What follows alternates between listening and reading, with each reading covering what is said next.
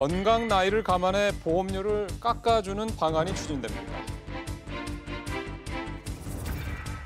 신용카드사들이 현대차에 이어서 유통과 통신 등 다른 대형 가맹점들과 수수료 협상을 벌이고 있습니다.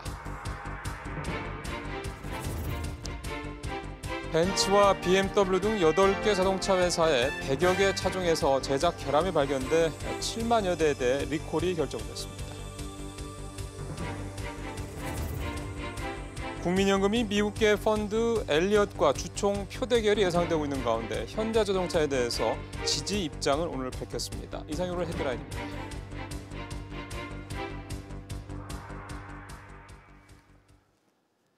금융감독원이 65세 이상 고령층이 보험을 가입하거나 갱신할 때는 보험료를 깎아주는 제도를 마련하기로 했습니다. 보험금 지급에 관한 분쟁 해결에도 직접 나서기로 했습니다. 취재기자 연결하겠습니다. 김성현 기자. 네, 김성현입니다. 예, 금감원이 고령층에 대한 보험료 인하를 추진한다고요? 네, 그렇습니다. 금감원이 올해 업무 계획에서 고령층의 건강 나이를 고려해 보험료를 할인하는 제도를 새로 도입하기로 했습니다. 나이가 들수록 위험률은 높게, 보험료는 비싸게 책정돼 보험료 부담이 커진다는 소비자들의 불만이 많았기 때문인데요. 이에 따라 보험사들은 보험개발원 등에서 개발하는 건강 나이 지표를 토대로 보험료를 산정할 예정입니다. 금감원은 또 병을 갖고 있는 사람들도 가입한 유병력자 전용 보험의 보장을 확대하기로 했습니다. 상대적으로 보험 혜택을 받기 힘든 취약계층을 위한 서비스 확대를 유도한다는 겁니다. 보험약관 전면 개편을 위해선 내부적으로 약관순화위원회를 운영하고 보험사의 보험 상품별 유지율 등 상품 공시도 확대할 계획입니다. 불건전 영업 행위와 관련해서 올해 보험과 관련한 전방위 검사를 시사했다고요? 네, 금감원은 조만간 손해사정 법인들을 상대로 검사에 나설 방침인데요. 부적절한 손해상정 등으로 보험금 지급을 거절, 삭감하는 관행을 엄중하게 제재하려는 목적에서입니다. 주로 자동차 보험과 실손보험의 지급 기준 적용 실태에 집중할 것으로 알려졌는데요. 윤석환 금감원장도 기자간담회에서 금융 관행과 상품 판매 서비스 절차를 소비자 중심으로 개선하겠다고 언급했습니다. 모호한 약관 문제에서 촉발된 즉시연금 미지급 논란은 소멸시효 중단을 위해 분쟁 처리를 보류하는 대신 삼성생명, 하나생명 등과의 관련 소송에 대응하기로 했습니다. 이 밖에 보험상품 불안전 판매에 대해선 빅데이터를 기반한 식별 시스템을 구축해 감시 시스템을 강화할 방침입니다. 지금까지 SBS CNBC 김성현입니다. 카드 수수료율 인상 문제로 갈등을 빚던 카드사들과 현대자동차와의 협상이 타결됐습니다. 취재기자 연결하겠습니다. 정지환 기자. 네, 정지환입니다. 예, 결과적으로 현대차의 의사가 많이 반영이 됐다고요? 네, 현대차는 삼성카드, 롯데카드와 가맹점 수수료 협상을 원만하게 타결했다고 밝혔습니다. 인상 수준은 현대차가 지난 8일 제시한 조정안인 1.89% 내외인 것으로 알려졌습니다. 당초 카드업계는 현대차, 기아차 수수료율을 기존 1.8% 초중반대에서 1.9% 후반대로 올리겠다고 통보했으나 현대차가 이를 거부하면서 갈등을 빚어왔습니다. 그러나 대형 가맹점 지위에 있는 현대차가 계약 해지를 통보하면서 결과적으로 현대차 뜻대로 최종 수수료율이 타결됐습니다. 현대차, 기아차라는 한 고비를 넘었는데 통신사, 대형마트 등 다른 가맹점들과의 협상 이 역시도 쉽지 않다는 이야기가 나오고 있다고요? 네, 카드사들은 유통, 통신, 항공업계 등 다른 대형 가맹점들과도 1월 말부터 물밑 협상을 이어오고 있습니다. SKT, KT, LGU+ 등 이동통신 3사와 대한항공, 아시아나항공은 이미 카드사의 수수료 인상안을 받아들이기 어렵다는 공문을 보낸 상태고 이마트와 롯데마트 등 유통업계도 카드사의 수수료 인상을 받아들이기 어렵다는 입장을 전했습니다. 카드사는 앞서 유통, 통신, 항공업계에 가맹점 수수료율 0.2%포인트 인상을 통보한 것으로 알려졌습니다. 카드사들은 이들 대형 가맹점들은 현대차와는 다르다는 입장이지만 이미 현대차의 뜻대로 카드 수수료가 정해져 협상 과정에서 난항이 예상되고 있습니다. 지금까지 SBS CNBC 정주환입니다. 벤츠와 BMW, 포르쉐 등 8개 자동차 회사의 100여 개 차종에서 제작 결함이 발견돼 리콜 결정이 내려졌습니다. 대상 차량은 7만 대가 넘습니다. 취재자 연결하겠습니다. 조수 기자, 어떤 차들이 리콜됩니까? 네, 리콜 대상 차량은 8개 자동차 제조사에서 만든 103개 차종 7만 3,500여 대입니다. 수입차 판매일이 벤츠가 4만 7,600여 대로 가장 많고 BMW와 포르쉐가 각각 2만여 대, 3,900여 대로 뒤를 이었습니다. 먼저 벤츠는 E300 등 64개 차종에서 통신 시스템과 전조등 결함 등이 발견됐는데요.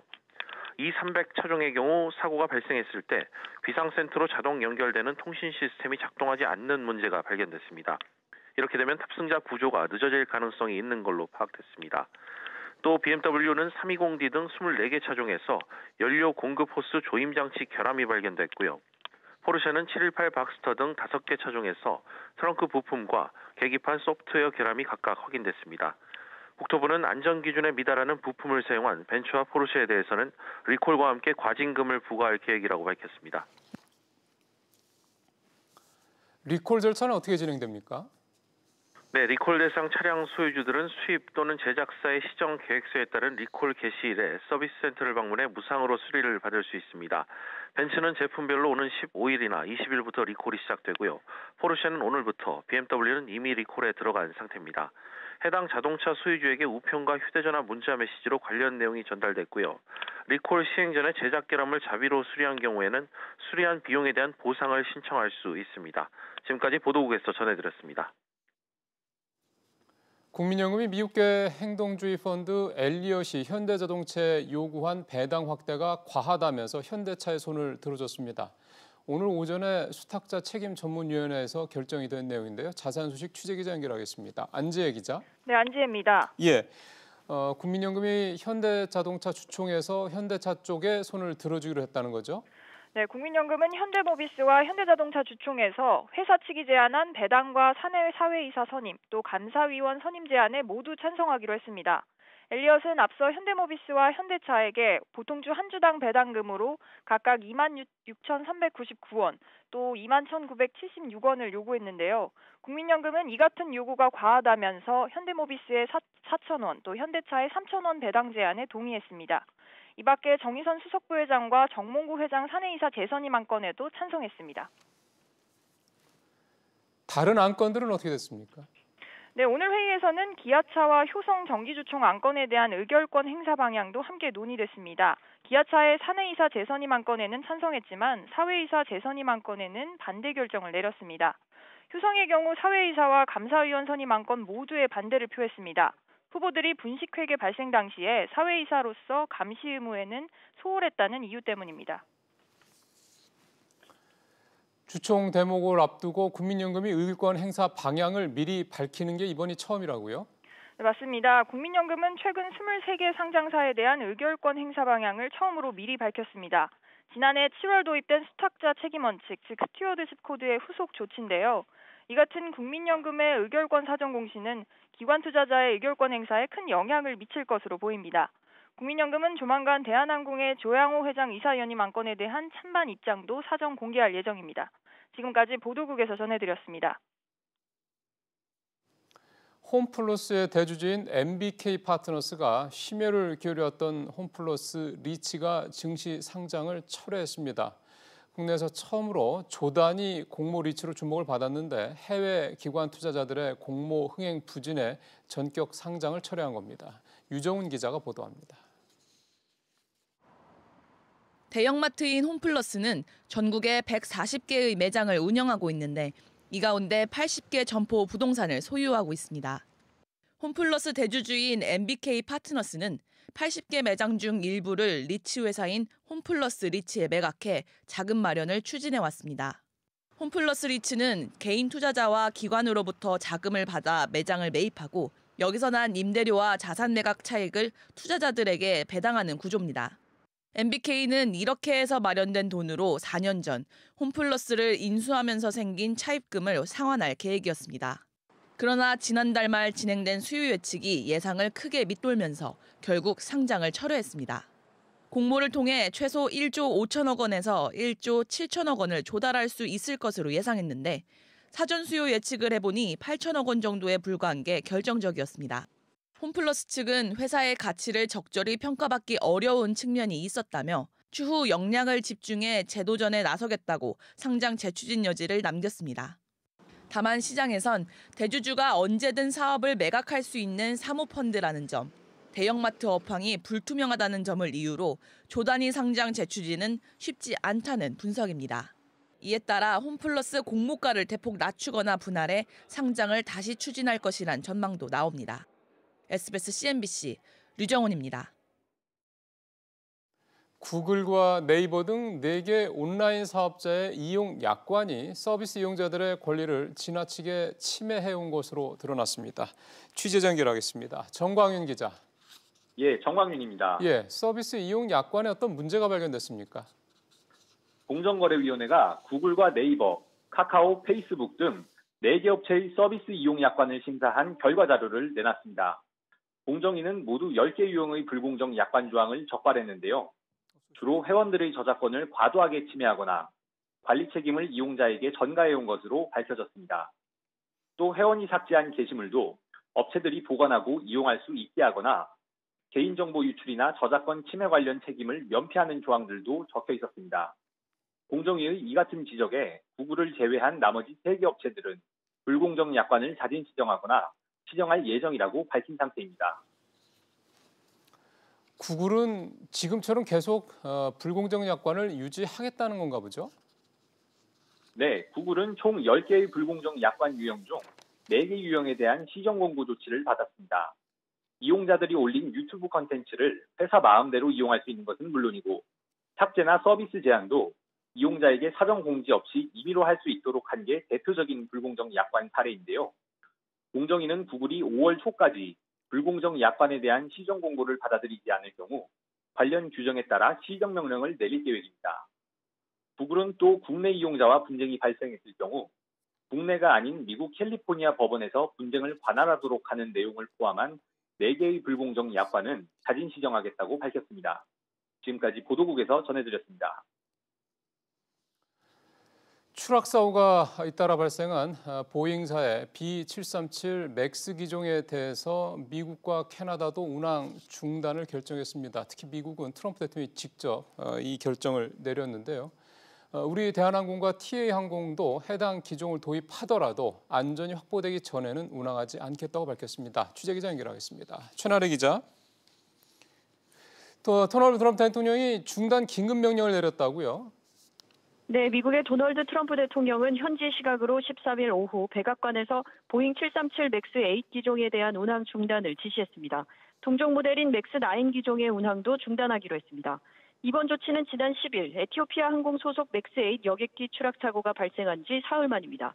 미국과 함께 해당 기종을 가장 많이 보유하고 있는 곳은 캐나다인데요. 캐나다 역시 같은 날 운항 중단을 결정했습니다.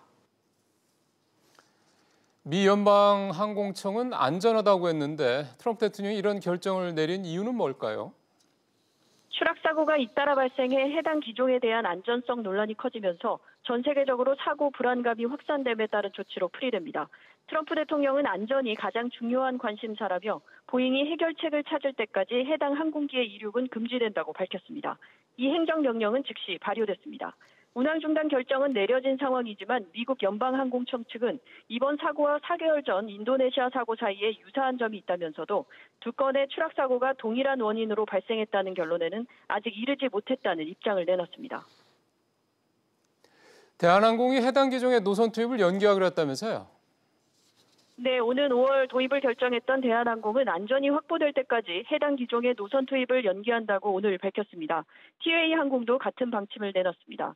이 밖에 맥스 기종 100대를 주문했던 베트남 저가항공사인 비에젯은 계약 파기 가능성도 시사했습니다. 지금까지 보도국에서 전해드렸습니다.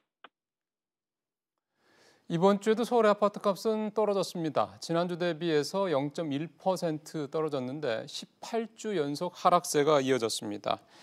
강동구가 마이너스 0.23%로 가장 많이 떨어진 구였습니다. 전셋값도 20주 연속 내림세가 이어졌습니다. 신세계그룹의 창고형 할인 매장 이마트 트레이더스가 서울 1호점을 노원구 월계동에 열었습니다. 이마트는 이번 월계점 출점을 계기로 오는 2030년까지 점포수 50개, 매출액 10조 원을 달성하겠다고 목표를 내세웠습니다. 서울시가 빌라 등 다세대와 다가구 주택의 시세 정보를 만들어 공개하겠다고 밝혔습니다.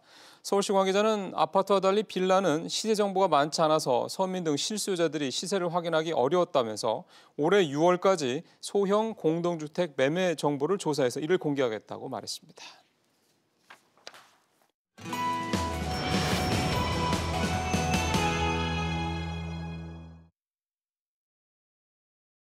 주요 이슈를 짚어보는 시간입니다. 오늘은 강신업 변호사, 이인철 참 좋은 경제연구소장 두 분 모시고 얘기 나눠보겠습니다. 두 분 어서 오십시오. 네, 안녕하십니까. 소장님, 현대차와 이 카드사가 그 합의점을 찾았는데 어떻게 된 거죠? 예상외로 싱겁게 현대차의 완승으로 끝났습니다. 네. 어느 누구라도 예상할 수 있었던 부분이었는데요.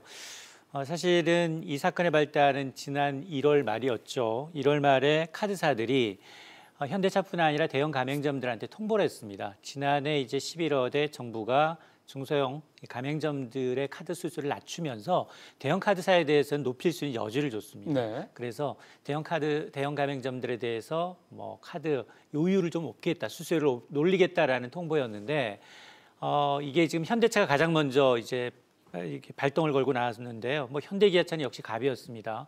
지난주 5개 카드사는 받지 않을 테니 계약 해지할 수 있다라고 으름장을 넣은 겁니다. 그 대상이 지금 신한, 삼성, KB국민, 롯데 하나 5개 카드사였어요.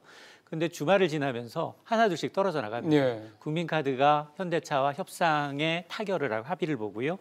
또 하나카드가 합의를 보다 보니까 최종 3군만 남은 거예요. 근데 결론적으로 1.8%였던 요율을 1.9%까지 올리겠다. 그러니까 두 자릿수까지 얘기하면 0.12에서 0.14포인트 정도 예. 올리겠다라는 안이었는데 결국은 현대차가 중재안으로 제시했던 0.04에서 0.5가 반영이 된 1.89, 그러니까 가이드라인 1.9를 못 넘은 거죠. 예. 그러니까 카드사가 어차피 약간은 이제 더 현대차의 어떤 요구 조건을 들어준 셈이 됐습니다. 결과적으로는 되게 강경했던 분 입장이 바뀐 건데 그 이유가 뭘까요? 카드사는 10개가 넘어요. 근데 지금 이 현대기아차는 국내 시장 점유율이 70%고 2017년 기준 매출이 32조입니다. 지금 아마 수천만 원이 되는 이제 차를 사면서 카드 결제 비중이 거의 70%예요. 그러니까 32조 원 가운데 물론 2017년 기준입니다만 22조 원이 카드사 매출이에요. 그러면 만에 하나 내가 이 가맹 계약을 못 맺을 경우에 카드사 입장에서는 아예 업계 순위 자체가 바뀝니다. 수수료율이 낮더라도 어차피 따라가야 되는 갑 오브 갑이라는 거죠. 그러다 보니까 지금 더욱이나 중간에 BC카드 합의했고요. 또 5개에서 3개로 줄어드니까 지금 남아있는 신한, 삼성, 롯데가 처음에는 굉장히 완강하게 안 된다. 왜냐하면 정부의 요청을 받아들이면 정부의 중재안은 그거였습니다. 대형사들한테 특히나 이제 1.9%였던 1.8%였던 것을 1.9까지는 가도 된다라는 어느 정도의 이제 뒤에 백그라운드가 돼줄 줄 기대하고 강하게 나갔는데 오히려 현대차가 강수로 나오니까 그럼 이건 안 되겠다 싶어서 계약을 한 겁니다. 변호사님, 네. 원래부터 불리한 게임 아니었습니까? 그렇죠. 지금 교수님께서 잘 말씀하셨는데요. 카드사는 많고 현대차와 기아차는 우리나라의 유일한 자동차 회사죠. 예. 그렇기 때문에 슈퍼 가볍고 그다음에 현대차가 우월적 지위를 갖고 있었죠. 오늘 이제 삼성카드하고 롯데카드가 14일 오늘 전격적으로 이제 현대차와 협상을 했습니다. 그렇기 때문에 이제 다 닿다고 봐도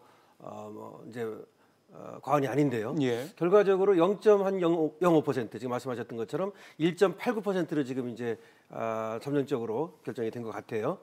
그런데 어쨌든 지금 현대차 입장에서는 그거죠. 500억 이하 소상공인이라든지 개인들에 대해서는 낮추고 지금 대형 사에 대해서만 큰 기업에 대해서 올리는 거 아닙니까? 예. 근데 그거에 대해서 그렇게 물론 정부의 어떤 뒷받침이 있긴 하지만 그렇게 호락호락 들어주고 싶지 않은 거죠. 거기다가 지금 현대차 같은 경우에도 외국 차량들하고 수입차들하고 경쟁을 하면서 말이죠. 그렇죠. 그렇게 만만한 상황이 아니거든요. 그러다 보니까 현대차도 물러나지 않았던 것 같고 어쨌든 또 카드사들 입장에서도 우월적 지위에 있는 현대차와 또 처거질 수는 없는 거 아니겠습니까? 그래서 결국 협상이 됐다고 봅니다. 그렇게 되면은 이게 다른 좀 전에 저희 취재에도 얘기했습니다만 항공사, 대형마트 등등등 있는데 여기와의 이 다음 협상에서도 뭐 그렇게 카드사들이 힘을 쓰기는 어렵겠네요. 그렇죠. 뭐 지금 대형 마트라든지 백화점 뭐 이런 데도 지금 올려달라고 하는 것이 0.14% 정도 얘기하는 것 같아요. 그 현대차에 대해서는 0.2%를 처음에 얘기했었는데 결과적으로 0.05% 정도에 머물렀거든요. 예. 그렇다면 현대차가 하나의 기준이 될 수밖에 없죠. 결국 그래서 조금이라도 뭐 올라갈 수는 있겠지만 그렇게 많이 올라가기는 어려울 것이고, 그 다음에 대형 마트나 뭐 이통사나 유통사 등등도 또 슈퍼갑의 있지 않습니까? 예. 그래서 결국 또 그 경쟁이 치열한 카드사가 어느 정도 선에서 협상을 할 것으로 예측이 됩니다. 그 소장님께서는 현대차처럼 접점을 어쨌든 찾을까요? 일단 뭐 가이드라인은 어느 정도 준수해 줬기 때문에 협상의 여지가 있다. 왜냐하면 이 불편함이 길어지면 소비자들의 반발로 이어지고 소비자들이 피해를 봅니다. 지금 이제 정치권뿐만이 아니라 정부도 가장 눈치 보는 게 소비자들이거든요. 특히나 내년 총선을 앞두고 있기 때문에 아마 지금 통신사, 대형마트들, 항공사들 매출이 500억 원 넘는 데서 카드사도 사실은 조금 애처로워요.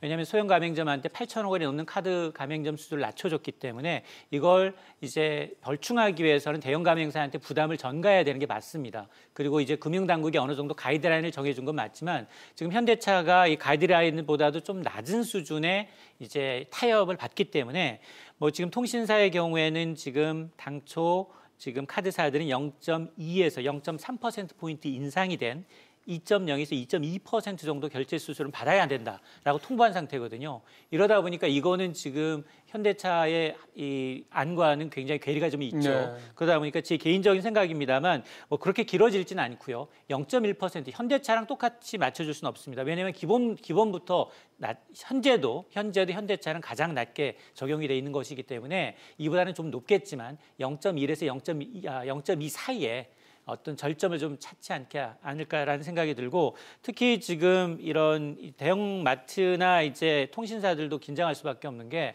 금융당국이 2분기부터 실태 조사를 나갑니다.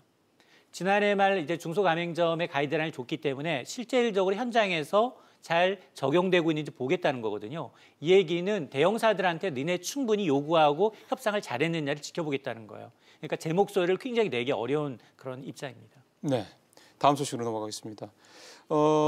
벤츠, 포르쉐, BMW 등 뭐 굉장히 유명한 이 수입차들이 또 대거 리콜을 시작하는 모양이네요. 맞습니다. 이 이유가 뭐죠?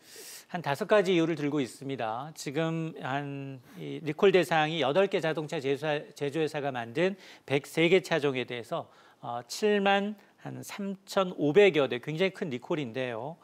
가장 많은 건 역시 벤츠입니다. 벤츠사가 이 1인데 4만 한 7,600여 대를 가장 많고요. 또 BMW, 포르쉐가 각각 2만여 대, 3,900여 대로 뒤를 잇고 있는데 5가지 결함이에요. 벤츠의 경우에는 이제 E300과 같은 64개 차종에서 통신 시스템 그리고 전조등 결함이 발견이 됐고요. 또 BMW의 경우에는 이 320D 24개 차종 중에서 연료 공급 호수 이 조임 장치의 결함이 발견이 됐고, 또 포르쉐의 경우에는 5개 차종에서 트렁크 부품과 계기판 소프트웨어 결함이 각각 확인이 된 겁니다. 이러다 보니까 국토교통부는 해당 차종들이 정부의 안전 기준에 미달했다. 일부 사항에 대해서는 과징금을 부과하겠다라고 밝히고 있는데, 어쨌든 해당 제작사는 리콜 대상 자동차 소유주에게 우편과 휴대전화 문자 메시지를 통해서 시정 방법을 알려줘야 하고요. 리콜 전에 자비로 수리한 경우에는 제작사한테 보상을 신청하실 수 있습니다. 예, 변호사님. 네. 수입차들이 뭐 최근 몇 년 새 계속 조용하지 않네요. 그렇죠. 수입차가 지금 양적 성장을 엄청나게 이루었어요. 우리나라에서도 지금 수입차가 차지하는 비중이 굉장히 높고요. 그런데 이제 문제는 그 양적 성장만큼 질적 성장이 따라가느냐는 것이죠. 그래서 우리나라가 어떻게 보면은 수입차에 굉장히 들어오기 좋은 그런 환경이 되다 보니까 계속해서 판매하는 데만 열을 올리고 있고, 그리고 이제 사후 서비스라든지 리콜이라든지 이런 거에 대해서는 신경을 쓰지 않고 있는 것이죠. 어떻게 보면 우리 시장이 외국 차에 봉인돼 버렸다 뭐 이런 것도 가능해요. 그래서 이 리콜도 문기적거리다가 판매에만 열을 올리고 이거 벌써 했어야 되는 것도 계속 미루다가 지금 한꺼번에 이렇게 하다 보니까 많은 리콜이 있었던 거거든요. 그다음에 우리가 작년에 봤지만 BMW 주행 중 화재 사건 말있지 않습니까? 예. 그것 때문에도 사실은 늘어난 측면도 있긴 있어요. 근데 그거 말고도 뭐 에어백이라든지 뭐 브레이크라든지 소화기 심지어 이 장착 문제라든지 하여튼 갖가지에서 리콜 문제가 발생하고 있다. 이거는 결과적으로는 외국차가 우리나라의 판매에만 열을 올리고 리콜이라든지 사후 서비스에 대해서 신경을 안 쓰고 있는 것이니까 당국에서 확실하게 좀 점검하고 그래야 될 겁니다.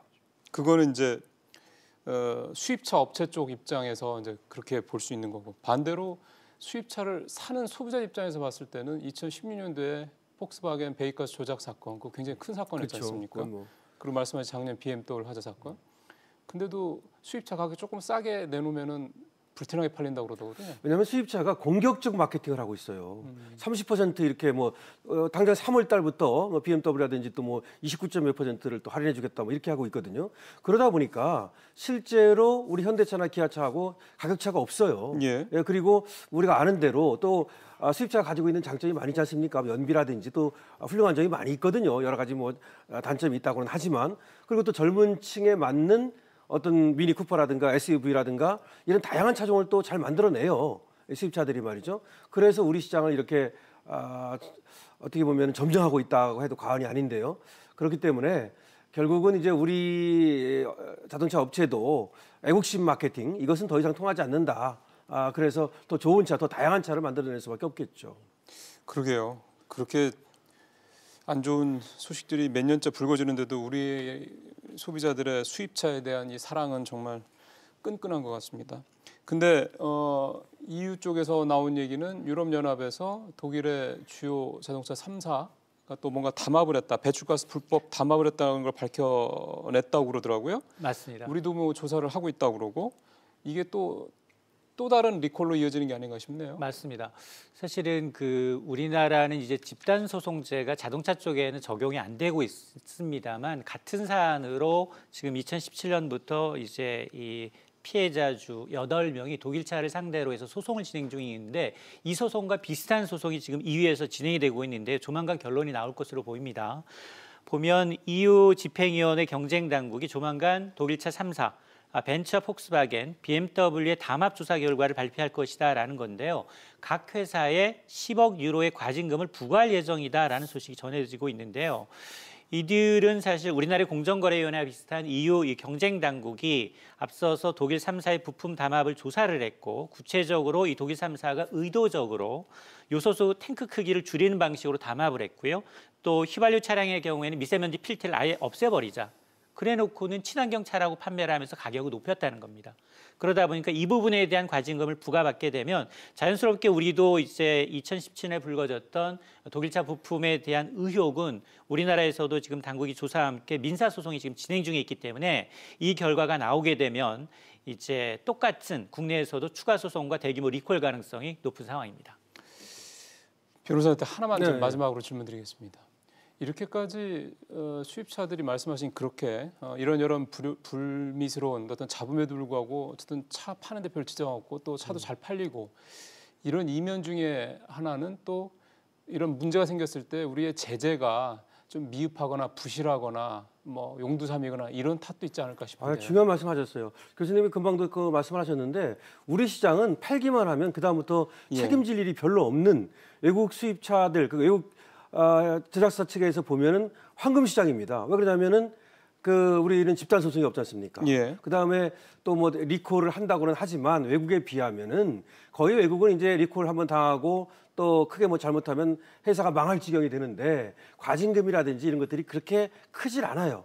거기에다가 또 어떻게 보면은 이 외국사들이 우리나라의 대형 로펌을 이제 또 선임을 해가지고 그 로비력이라고 할까요? 어떤 일인지 모르지만 크게 그렇게 손해를 안 보고 잘 빠져나간단 말이죠. 이런 여러 가지들이 이제 결합이 되다 보니까 외국 제작사 입장에서는 별로 그렇게 우리 시장에 대해서 뭐 리콜이라든지 내지는 또 손해배상 이런 것들을 두려워하지 않는 것 같아요. 그래서 우리도 법을 저정하고 정비하고 그래서 어떤 우리 시장에서 이익만 보고 또 손해를 끼칠 때 거기에 대해서 어떤 충분한 책임을 묻는 그런 어떤 시스템이 갖춰져야 됩니다. 그러니까요. 오늘 두 분 말씀 잘 들었습니다. 고맙습니다.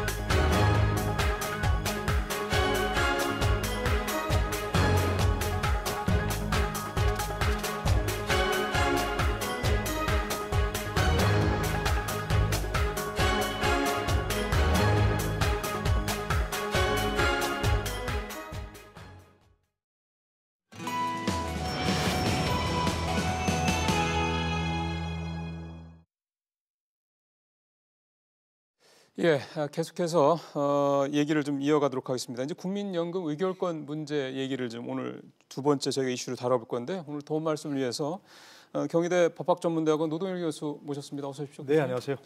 그리고 제 왼쪽으로요, 서스틴 베스트 유영재 대표를 모셨습니다. 이 서스틴 베스트라는 회사는 잠시 후에 뭐 직접 여쭤보기도 하겠습니다만 보통 SRI라고 표현을 하는데 사회 책임 이 투자 이걸 좀 자문하는 그런 기관이거든요. 좀 참고하시고 이제 말씀을 좀 듣도록 하겠습니다. 자, 어서 오십시오. 네, 안녕하세요. 그 말씀 나온 김에 아주 간단하게 시간이 많지는 않으니까 소개 좀 해주신다면. 예, 저희 회사는 그 기업의 사회적 책임을 평가해서 투자자들이 투자에 참고할 수 있도록 저희가 분석을 해주고 자문을 해주는 그러한 일을 하고 있습니다. 그러니까 일종의 이제 기업 분석을 직접 하는 기관 이렇게 그렇습니다. 이해하면 되겠네요. 쉽게 생각하면. 예, 알겠습니다. 바로 이제 본 내용으로 들어가도록 하겠습니다. 교수님, 국민연금이 의결권 이렇게 행사하겠다고 사전에 이렇게 얘기를 하는 기업들이 좀 있는 건데 이 기업들이 많잖아요. 국민연금이 투자한 기업들이. 그래서 어떤 기업들을 이렇게 선택을 하는 겁니까? 기본적으로 지난해 이제 스튜어드십 코드를 만들면서 지분율, 국민이 가진 지분율 10%, 또 보유 비중 1% 이상 기업에 대해서 그런 어떤 그 투자한 회사의 안건에 대해서 주총 안건에 대해서 사전에 그 방향을 행사를 미리 정해서 공개하겠다 이런 방침을 정했거든요. 예. 그래서 그 국민연금 기금운용본부가 수탁자 책임위원회라는 걸 개최해가지고 오늘 오전에 열렸어요. 예, 오전에 열려서 거기서 지금 결정한 겁니다. 그런 기준으로 보면 전체 기업 중에 한 100여 개가 지금 해당된다 그래요. 그런데 오늘 이번에는 이제 오는 20일 이전에 주총이 개최되는 기업 23개 회사에 대해서 의결권 행사 방향을 사전에 결정하고 그걸 지금 공시한 그런 상황인 거죠. 그러면 80개 조금 안 남은 거네요. 예, 70여 곳이 아직 나머지 남아 회사에 대해서도 또 다음에 또 하겠죠. 하겠다. 예, 그렇게 보면 되겠고. 주총 이전에. 예. 유 대표님. 예. 국민연금 이렇게 의결권에 대해서 우리가 어떻게 하겠다라고 사전에 이렇게 미리 얘기를 하는 게 처음이라던데요. 예. 기본적으로 올해 처음 이제 그 시행을 하고 있는 건데요. 기본적으로 사전에 공시하는 어떤 그런 그 의도 속에는 그 의결권 행사를 통해서 주주 가치를 높이겠다, 주주 가치를 좀 제고하는 그 실효성을 좀 더 높이겠다라는 의도가 담겨 있다고 생각을 하고요. 예. 또 사전에 의안의 방향을 공시함으로써 그거를 어떻게 보면 시장으로부터 사전 검열을 받고 또 시장과 커뮤니케이션 한다는 면에서 어떤 의미가 있다고 보고요. 네. 또 다른 한편으로는 여타 주주에게 국민연금 의결권 행사의 방향성을 제시함으로써 좀 시장을 설득하는 어떤 그런 의미도 갖는다고 보겠습니다. 그러니까 우리는 이렇게 할 거야. 그렇게 해야지 주주 가치가 올라갈 거고 회사 가치도 올라갈 것 같거든. 그 나머지 주주들도 잘 생각해봐. 뭐 이런 정도의 참고해라. 신호를 준다. 뭐 이런 어떤 메시지를 준다고 보겠습니다. 상당히 좀 의미 있고 중요하고 자칫 뭐 오해 여지도 있을 수 있는 그런 이제 내용이 될 수가 있겠는데 이거를 교수님께서는 또 어떻게 보십니까? 네, 이제 뭐 순수하게 투자의 의미에서 이렇게 독립적으로 결정했다. 뭐 그러면 뭐 있을 수 있습니다. 설득력도 있을 수 있고. 두 가지 면에서 봐야 되는 첫 번째는 이제 의결권 행사를 이렇게 사전 공시했다는 것도 이제 의미가 있는 것이고, 예, 그렇죠. 또 한 가지 의결권 행사 자체를 이렇게 적극적으로 행사하겠다는 것도 의미가 큰 것이거든요. 그것도 예전에 보던 모습이죠. 그렇습니다. 이제 의결권 행사를 아까 뭐 잘 말씀해주셨지만 사전에 공시하는 건 뭐 투명하게 한다든가 또 시장에서 어떤 비판도 받을 수 있는 사전에 얘기할 수 있는 그런 것도 있지만. 또 한 가지는 그런 거예요. 우리 지금 다 알다시피 국민연금이라는 것은 정부의 입김이 절대적이지 않습니까? 정부의 정책 방향에 따를 수밖에 없는 것이고, 그러니까 결국 기관 투자가들이 국민연금이 어떻게 결정하는가 이걸 보고 결국 독립적이 아니라 따라갈 수밖에 없는 그런 부정적인 의미도 있는 것이거든요. 그렇죠. 그러니까 이것도 사실은 양날의 칼인 거죠. 양날의 칼인데 되게 지금 안건을 보니까 뭐 반대한 것들은 엘리엇이 지금 안건을 내놓은 것. 현대차에 대해서요? 현대차, 현재모비스에 대해서. 현대모비스. 엘리엇이 제안한 걸 되게 반대했다는 게 많이 눈에 띄더라고요. 지난 정권에서 바로 이 문제가 있지 않습니까? 삼성물산, 제일모직 합병할 때 여기서 엘리엇이 반대하는 걸 국민연금이 찬성했지 않습니까? 그 합병을 성사시켰잖아요. 이번에는 반대로. 이번에는 또 반대로 돌아가니까 결국 이번에 그러면 지난 정권에서 지금도 알다시피 다 감옥에 가 있는 사람들이 잘못 결정했다고 하는데 이번에는 잘 됐을까 하는 부분은 조금 의문이 남는 거죠, 사실은.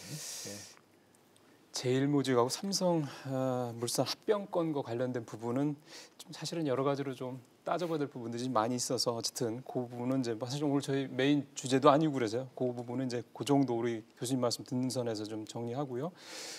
유 대표님, 23개를 먼저 의결권을 먼저 얘기하기로 했고 그 중에서 얘기 나온 게 보니까 이제 지금 우리 노 교수님도 살짝 말씀하셨는데 11개 기업에 대해서는 20개 안건에 대해서는 반대한다라고 얘기를 했거든요.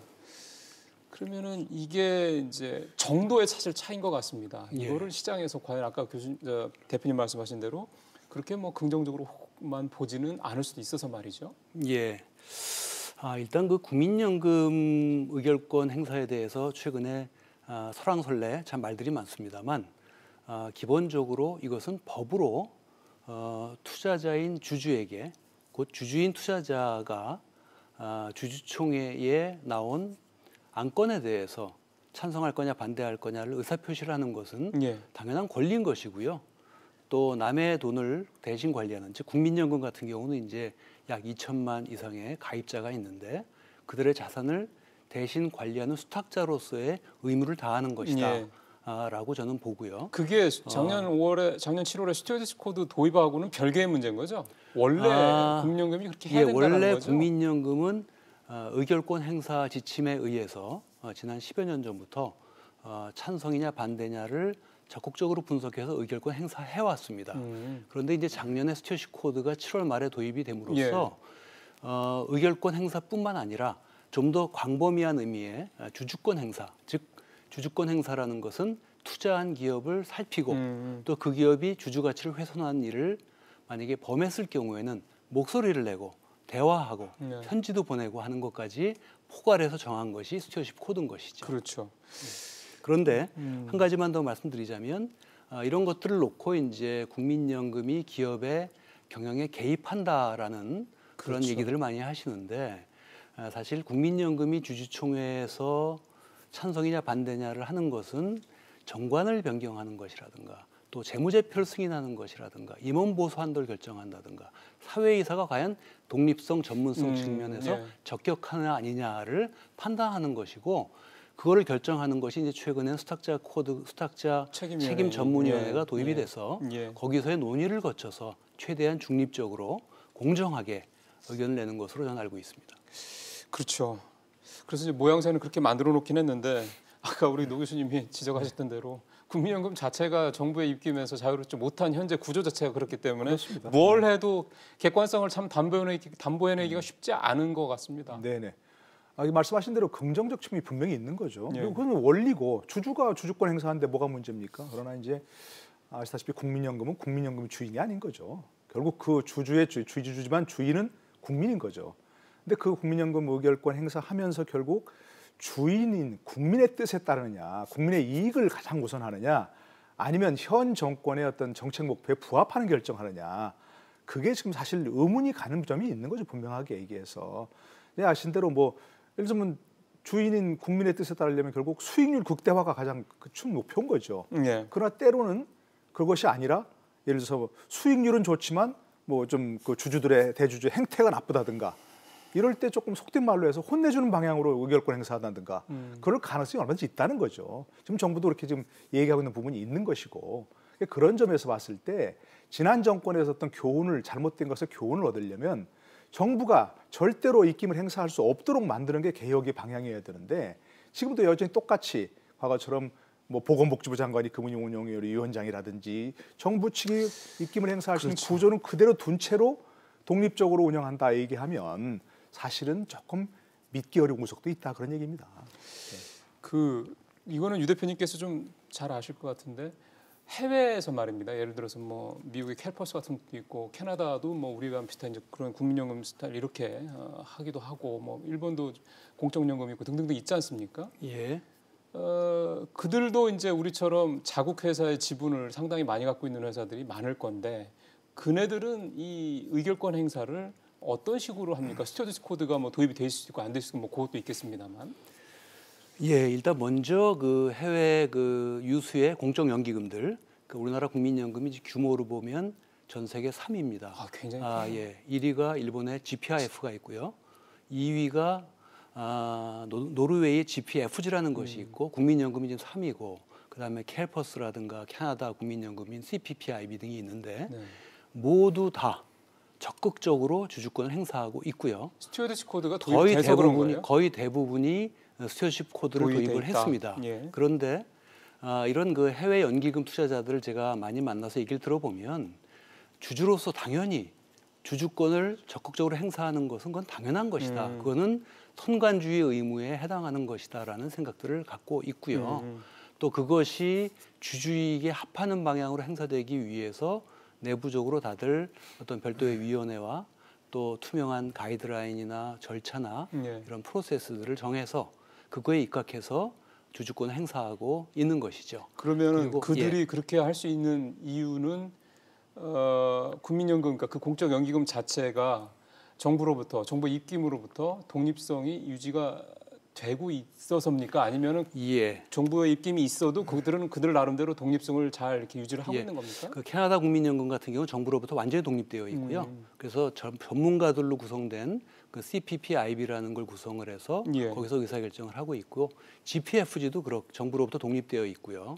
일본의 국민연금, 일본의 공적 연기금 같은 경우에는 의결권 행사를 다 민간 운용사들에게 다 위탁을 했죠. 그렇기 때문에 100%요? 100%입니다. 우리는 직접 국민연금이 운영하는 것도 있잖아요. 우리는 반은 내부에서 운영하고 반은 위탁 운용사에 맡기는데 의결권 행사는 국민연금 내부에서 합니다. 그래서 아까 말씀하신 대로 한 가지만 더 좀 첨언드리자면요. 그래서 가장 이상적인 것은 국민연금의 그 거버넌스를 저는 독립시키는 것, 정부 밑에서 복지부 밑에서 떼내는 것이 가장 이상적이라고 생각합니다. 그런데 이 논의가 지난 한 15, 16년 전부터 참여정부 때부터 계속 되어 왔는데 부처 간의 이견이 너무 크고 여야 간에 너무나 간격이 커서 사실 이걸 한 발도 못 나가고 있는 것이죠. 그렇기 때문에 스튜어드십 코드는 저는 최선책은 아니지만 차선책이다. 알겠습니다. 노 교수님 말씀하시죠. 그러니까 스튜어드십 코드를 행사하느냐 마느냐 그게 중요한 게 아닌 것이고 지금 말씀하신 대로 캐나다 연기금 같은 경우는 그야말로 정부에서 완전히 독립되어서 주주들의 이익, 그러니까 국민들의 이익을 가장 극대화하는 방향으로 행사한다는 거죠. 스튜어드십 코드를. 그러니까 우리도 형식적으로 그렇게 하고 있지만 실질적으로 봤을 때 과연 정부의 정책 목표, 정책 입김에서 벗어날 수 있느냐. 맞아요. 예, 그걸 지금 문제 삼는 거죠. 독립성이 없기 때문에. 그래서 사실은 스튜어드십 코드가 작년에 도입될 때도 논란이 됐던 게 흔한 말로 연금 사회주의 얘기가 나왔던 이유도 사실 그래서 그런 건데요.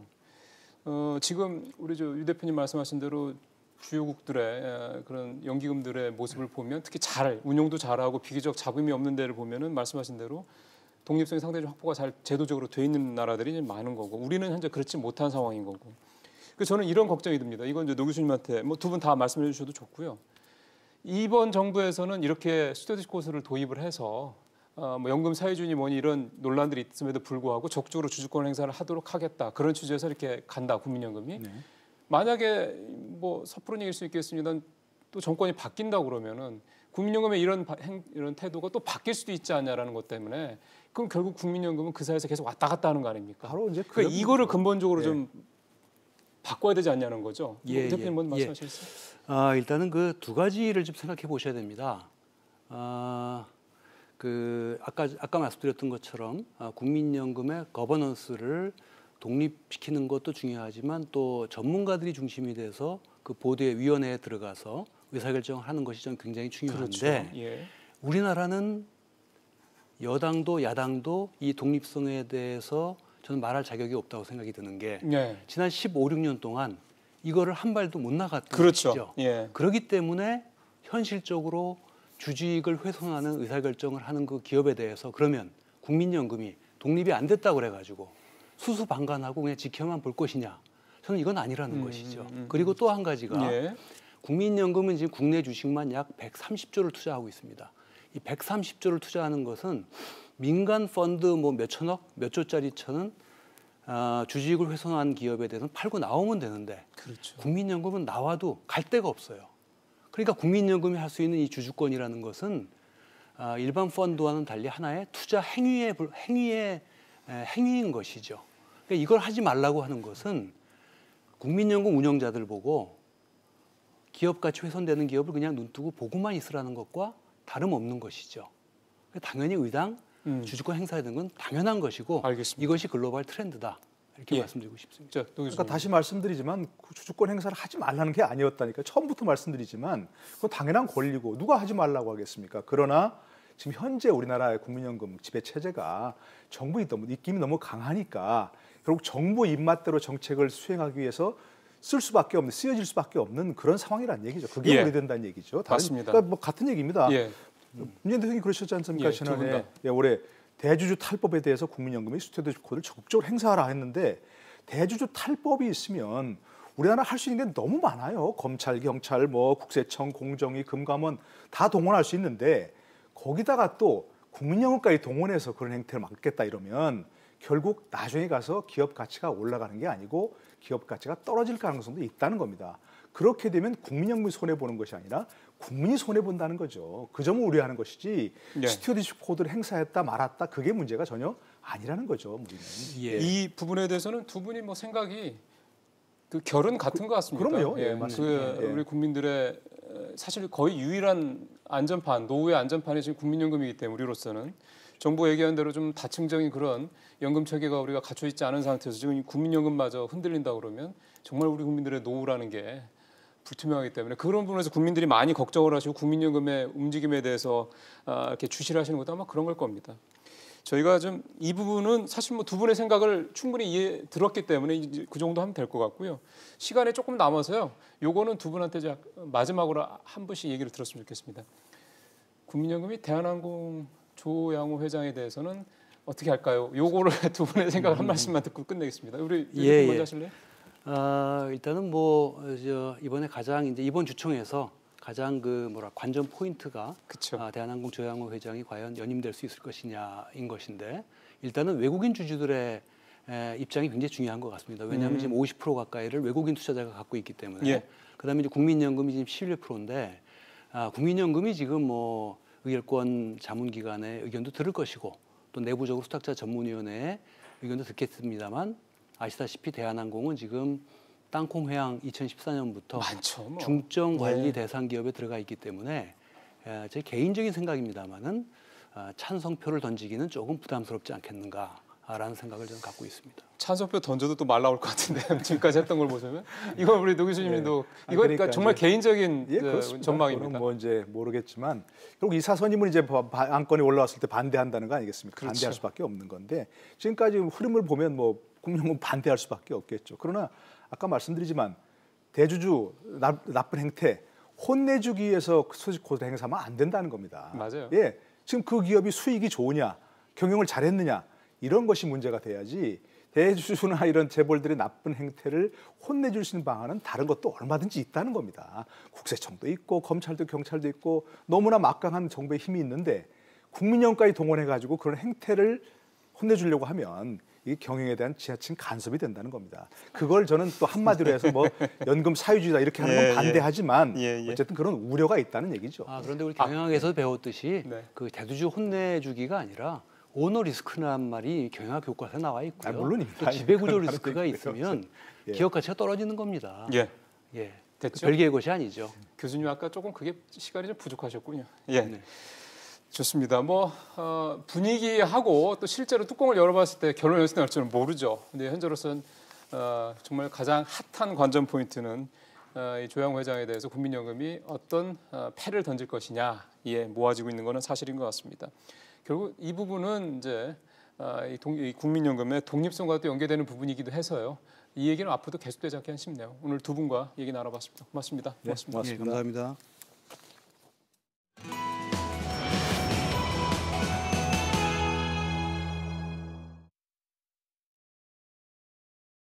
예, 목요일 순서 마치겠습니다.